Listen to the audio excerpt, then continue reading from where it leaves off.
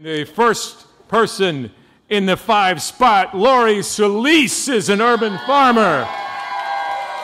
Wait. You kind of, hey, just a minute here. You jumped your cue. No, that's all right. I'm just saying, I'm going to introduce you and talk about you because you're a nature-loving adventurer. Is that right? You value travel and hard work. You've worked on a Russian shrimp boat. Dude. A horse wrangler in Hawaii, the big island, I checked. A professional interpreter for the deaf, now manage the Renewable Republic's urban farm and San Antonio's first urban farm camp for kids and adults. You will travel to Vashon Island this fall in Puget Sound to become a certified forest school teacher and to complete a slaughtering, butchering, and charcuterie class. You're going to explain what that is with the intention of bringing back more ways to inspire us to turn off the TV. Turn off the TV. No. Get outside and connect to our food, to nature, and to each other. Give it up for Lorie Solis.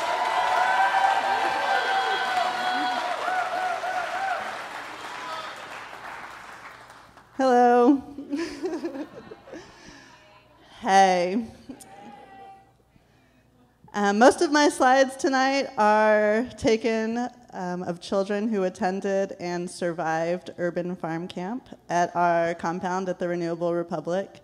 And this presentation is really dedicated to all of them, as well as everybody in this audience who is ready to join me in the passive, really not passive, but peaceful but powerful resistance to kind of take back control of our basic needs and, you know, release hold of the machine, basically.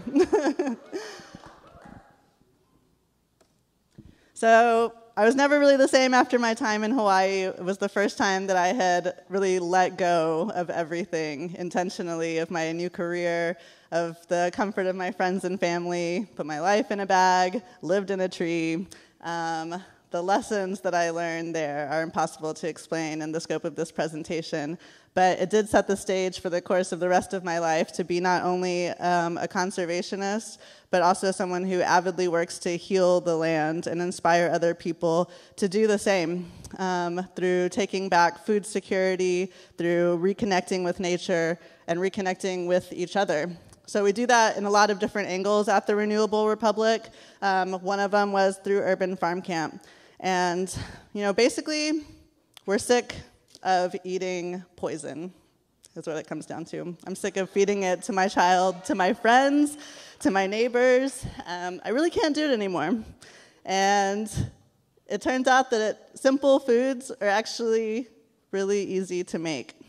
But they just take time, is the thing. And I think it's kind of false that we think that we don't have this time to spend with each other and with our children, because really our time is all we have on this earth. That's all we have.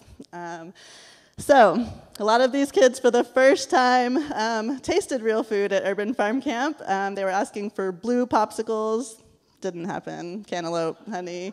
But really, because they cooked all of the food themselves, it started to open this world of flavors, of real flavors, and start making this connection of the bounty of nature. But really, we kind of have to step back and not always think that we have to interact and manipulate and do. Observing is a huge part of understanding our place, of who we are, and the impact that we have on the world around us, our actions, our words. We have to have some really thoughtful observation, and that's when the spontaneity of nature sometimes hits us like a chicken in the face. And it thrills us in a way that this manufactured world cannot, because we've built it and we control it and we think we're under control. In nature, we are not. And again, the connections start to reveal themselves to us. This animal gave us this food. This egg tastes like no egg I've ever tasted before because it's fresh, it's still warm. We had questions about the chicken's vent. I don't know if y'all know about the chicken vent. We won't go there. But you know, getting outside, a lot of these kids were like, we've never been outside for this long, which obviously is a tragedy, but that's okay. I think hard work, being outside in the heat it's got a bad rap, and I totally understand why. But it really begins to unleash our senses. We can start to feel when the seasons are changing. We can start to smell the storm coming. I'm sure most of you guys can do that. And really, the thing about working outside on the land is that the energy that you expel comes right back to you in the most tangible way possible, unlike putting energy into a computer or whatever else that y'all do. I don't even know.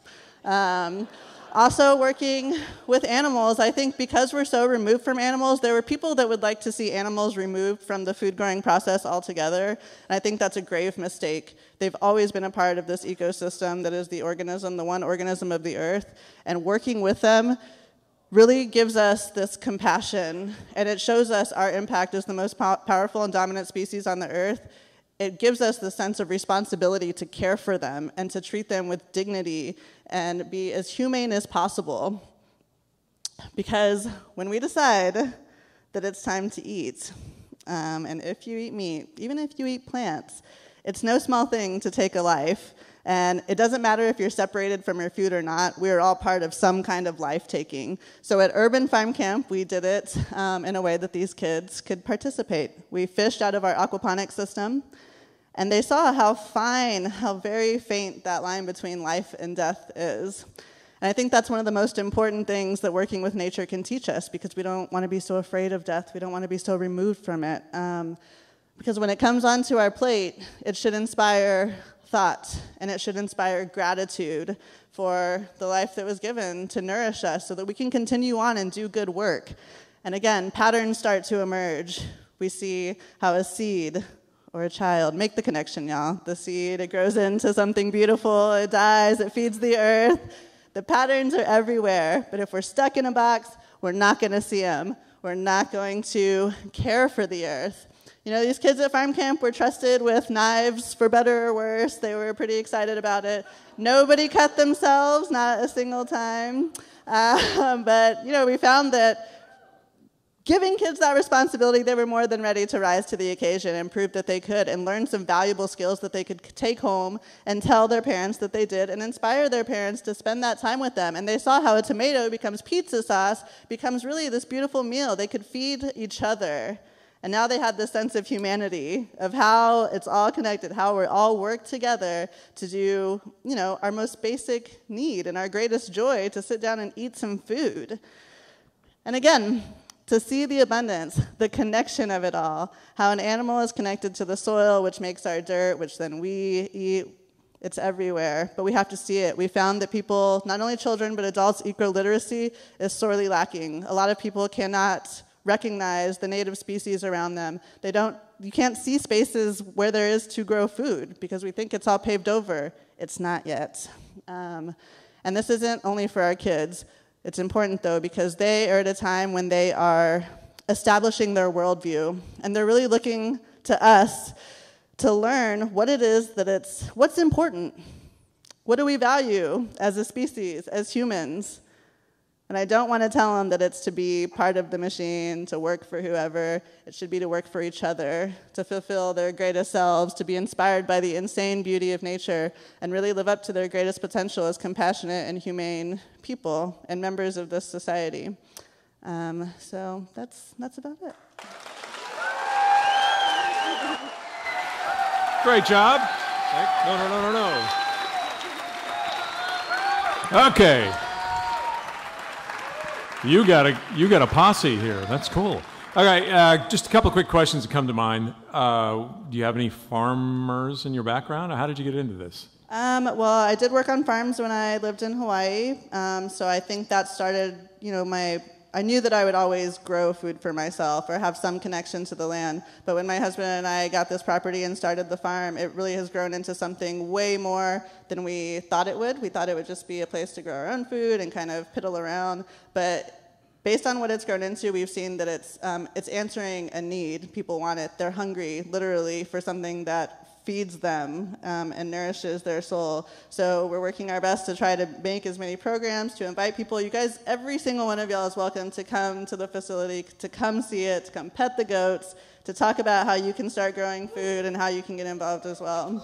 And now people might not realize urban farming. This is Southtown. Where exactly is it? Yeah, and how big? We're just down on South St. Mary's in Southtown by Brackenridge High School, really close to here. But how much land do you need to be an urban farmer these days? I mean, the kind of line between a farm and a garden is a gray one, and it kind of depends on semantics. You know, we have, I think, raising some animals, some livestock. We do micro livestock as well, like earthworms, black soldier fly larvae. We're raising tilapia. We're trying to grow as much food as possible in a small amount of space, because obviously the city doesn't have these sprawling spaces where we can just have these big farms. But there are a lot of other urban farms in this city, beautiful ones, out the Mission San Juan Farm, Talking Tree Farm. We're connected to all of them, so we can all do like a farm field trip and see them all. And a last quick question, the camps for kids and adults, people may think, is that a summer thing, or how long do they go there?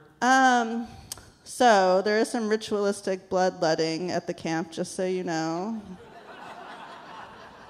Just kidding. Urban Farm Camp was for kids. It was a day camp, but we are hosting an adult farm camp by popular demand in November, so you guys can all come and learn about all the things, including off-grid solar and water catchment and blah, blah, all the things to make yourself free of the man and the machine. And yeah, if you follow us on Facebook, The Renewable Republic, we're doing Kid Farm Camp again, we're doing Adult Farm Camp, we're doing a butchering class and dinner on the farm space with Chef Michael Sohaki in October, a date night, Halloween, scary style. We're into all kinds of things, so please come talk to me. Give it up for Lorie Solis. Thank you very much.